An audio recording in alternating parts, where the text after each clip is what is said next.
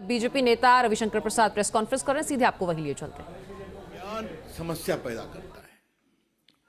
राहुल गांधी जी राजनीतिक विषयों पर कितना होमवर्क करते हैं तो आप जानते ही हैं, लेकिन कानूनी विषयों पर भी जब बोलते हैं तो थोड़ी चिंता हो जाती है। इनकम टैक्स एक्ट का एक सेक्शन 13A है जिसमें सही है कि पार्टियों पर इनकम टैक्स नहीं लगता, लेकिन पार्टी को अपना रिटर्न हर साल फाइल करना पड़ता है, जिसमें बताना पड़ता है कि 20,000 तक कितने हमारे डोनर्स हैं, 20,000 से ऊपर कितने डोनर्स हैं। और अगर आपने ये नहीं फाइल किया हर असेसमेंट ईयर में तो आपका ये एग्जम्पशन खत्म हो जाता है। ये है section 13A।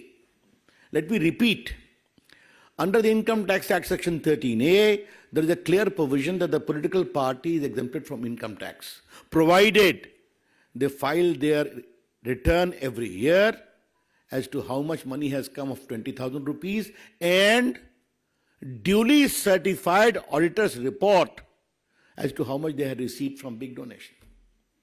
If you don't do it, you lose that exemption. ये बहुत बेसिक चीज है जिसको समझना चाहिए।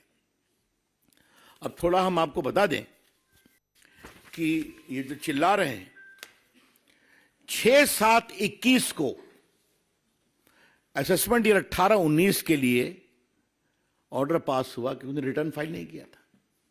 तो रिटर्न फाइल नहीं किया तो एग्जम्पशन खत्म हो गया। एग्जम्पशन खत्म हो गया तो 105,17,29,635 रुपए का डिमांड रखा गया। और मैं आपको बता दूं, इनकम टैक्स एक्ट में धारा 220, धारा 221 में इस बात का पूरा प्रावधान है। कलेक्शन एंड रिकवरी 10 सेक्शन है। कैसे कलेक्शन होगा, कैसे रिकवरी होगी, सर्टिफिकेट होगा, पेनाल्टी लगेगी, मैं पढ़ नहीं रहा हूं, but there is an inbuilt mechanism. तो उसका टैक्स का प्रोसेस है। आईटीओ ने नहीं किया तो आप अपील में जाएंगे, अपील ने नहीं किया तो आप कमिश्नर के यहाँ जाएंगे, कमिश्नर ने नहीं किया तो आप ट्राइब्यूनल में जाएंगे, ट्राइब्यूनल नहीं किया आप हाई कोर्ट जाएंगे, सुप्रीम कोर्ट जाएंगे। इससे ना संजय मयूख को मतलब है, डॉक्टर पात्रा को मतलब है, ना मुझे मतलब है, ना भाजपा को मतलब है। This is a routine tax process. और राहुल गांधी ने सफेद झूठ क्यों बोला है, यह आज देश को भाजपा के राष्ट्रीय मंच से जाना जरूरी है। हर जगह उनका स्टे रिजेक्ट हुआ, उस पेनाल्टी में अकाउंट फ्रीज हुए, टैक्स नहीं दिया, और झूठ बोले हैं आज। अब देखिए, इन्होंने जब इनको पेनाल्टी लगी तो ये सीआईटी अपील के यहां गए, ये स्टे एप्लीकेशन रिजेक्ट हो गया। इस बात को समझिए। इसलिए अब बिल्कुल रीजन ऑर्डर पर गया। उसके बाद फिर ये गए सीआईटी के यहां, कमिश्नर अपील के यहां, वहां भी रिजेक्ट हो गया। इनका देखा गया 135 crore tax plus interest add किया गया। फिर आईटीएटी जो इनकम टैक्स ट्राइब्यूनल है, उन्होंने इनका स्टे पिटीशन डिसमिस कर दिया। अब इसके खिलाफ ये हाई कोर्ट गए और माननीय दिल्ली उच्च न्यायालय ने 13 मार्च को वो भी रिजेक्ट कर दिया। और 13 मार्च को क्या कहा, जरा वो हम बताना चाहते हैं थोड़ा मित्रों के लिए।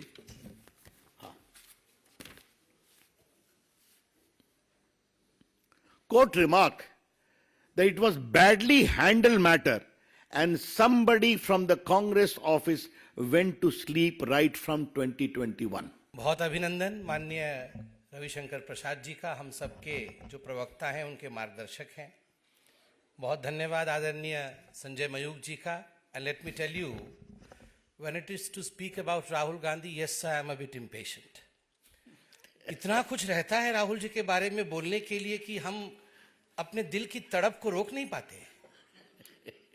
तो I am sorry I intruded, but I really wanted to speak about the facts, quoting what Rahul Gandhi really means. अभी बहुत ही उम्दा तरीके से, बहुत ही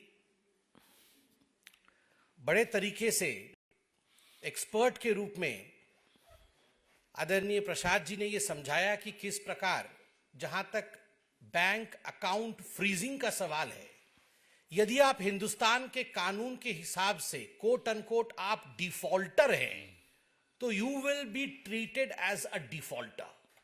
ये जो सेंस ऑफ एंटाइटलमेंट है गांधी परिवार की, हम डिफॉल्ट भी करेंगे और डिफॉल्ट करने के पश्चात हमें इस देश के कानून के प्रावधानों को पालन करने से राहत दिया जाएगा।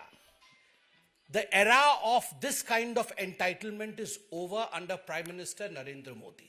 ये era नहीं है अब, चाहे आप गांधी परिवार के ही क्यों ना हो सकते हैं। और दूसरी बात जो मैं कहना चाहता हूं, remember it is not the bank account of the Congress party which is frozen. It is the Congress party which is frozen. Congress party आज फ्रोजन है। आप सोचिए, हम आश्चर्यचकित हैं, रात भर सोते नहीं है हम में से कुछ लोग। कभी कभी 2 दिन 3 दिन जब सीसी की मीटिंग होती है, माननीय प्रधानमंत्री आते हैं, 4 बजे प्रधानमंत्री यहां से जाते हैं। जब हम 10 बजे सुबह जगते हैं तो हम देखते हैं प्रधानमंत्री के 2 रैलियां समाप्त हो चुकी है।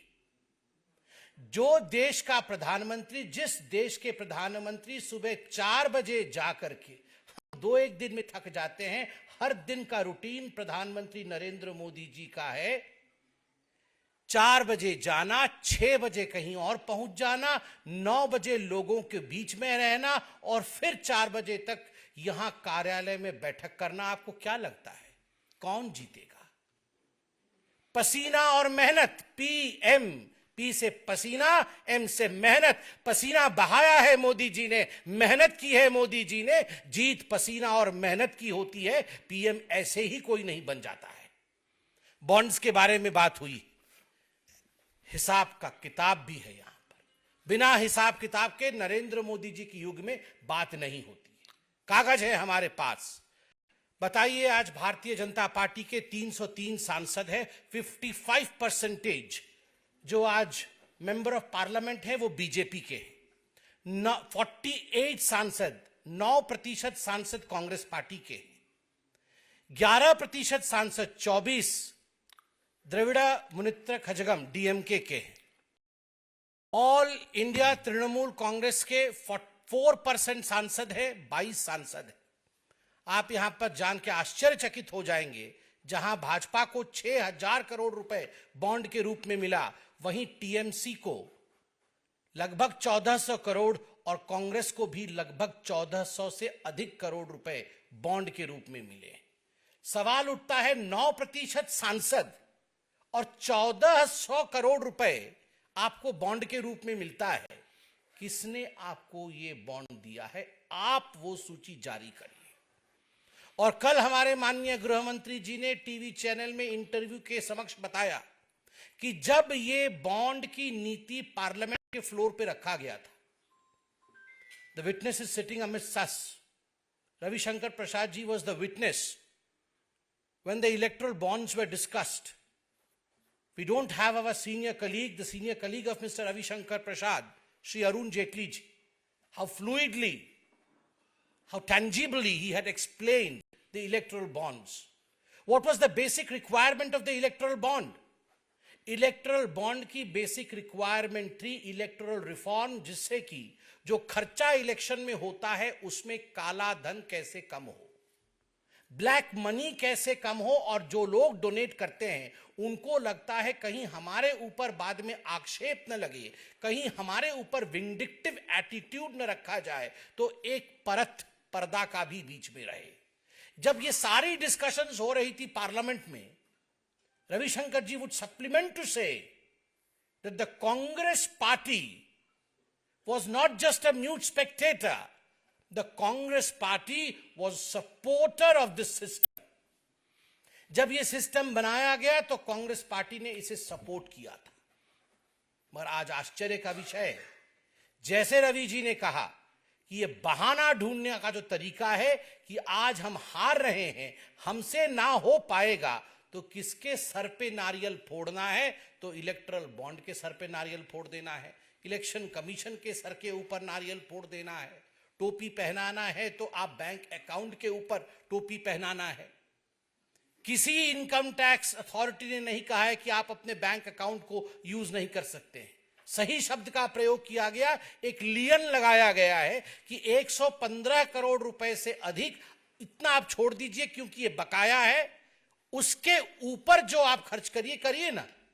और वैसे भी मुझे कभी कभी लगता है, जहां तक कांग्रेस पार्टी और खर्च का सवाल है, सोनिया जी और राहुल जी दोनों मंच पर मौजूद थे, दोनों आज मुचलके पे बाहर हैं, बेल पे बाहर हैं, क्योंकि 5,000 करोड़ रुपए का गबन किया है मां बेटे ने, एक्यूज नंबर 1 और एक्यूज नंबर 2 इन नेशनल हेराल्ड केस, जिसके घर के अंदर, कोठी के अंदर केवल एक भ्रष्टाचार से 5,000 करोड़ रुपए रखे हो। और A to Z of Congress corruption, AgustaWestland से जेड तक अगर हम चले जाएंगे तो जो रकम उस कोठी के अंदर रखी हुई है, एक इलेक्शन नहीं, पूरे विश्व के इलेक्शन को फंड करने के लिए यथेष्ट है।